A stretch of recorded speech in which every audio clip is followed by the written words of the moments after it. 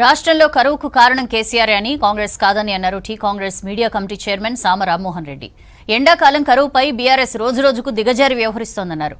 రైతులపై కేసీఆర్ మొసలి కన్నీరు కారుస్తున్నారన్నారు. అన్నం పెట్టే రైతుల రక్తం పీల్చింది కేసీఆర్ అని మండిపడ్డారు.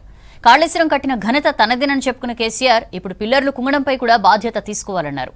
కాంగ్రెస్ గతంలో కట్టిన ప్రాజెక్టులతోనే రాష్ట్రంలో పంటలు పండుతున్నాయన్నారు. తెలంగాణను 20 ఏళ్లు వెనక్కి తీసుకెళ్లిన బీఆర్ఎస్ పార్టీకి లోక్సభ ఎన్నికల్లో ప్రజలు బుద్ధి చెప్పాలని కోరారు సామ రామ్మోహన్ రెడ్డి.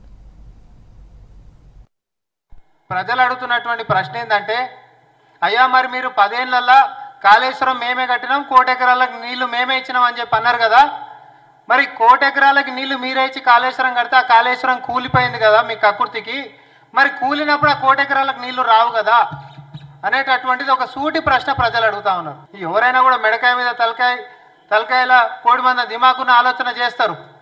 కానీ మేధావులం అనుకునేటటువంటి కేసీఆర్ గారు అండ్ కో మాత్రం ఈ యొక్క బద్నామిని మాత్రం బట్టగాల్చి కాంగ్రెస్ మీద వేద్దామని చెప్పి చూస్తున్నారు.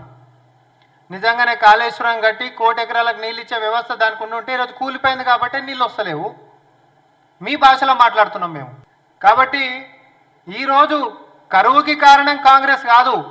మీరు కట్టిన కాళేశ్వరం కూలిపోయి కరువు దిశగా తీసుకొని పోతే ఆ కరువు నుంచి బయట పడేనికే కాంగ్రెస్ పార్టీ గతంలో కట్టినటువంటి ప్రాజెక్టుల కారణం. ఇది ప్రజలందరికీ తెలుసు. ఇదే నినాదంతో యావత్ తెలంగాణ ఈరోజు బీఆర్ఎస్ పార్టీని ఈరోజు పొలిమేరలు దాటి రాజకీయంగా ఎట్లాంటి ఉనికి లేకుండా చేయాల్సిందిగా కాంగ్రెస్ పార్టీ పిలుపునిస్తూ ఉంది.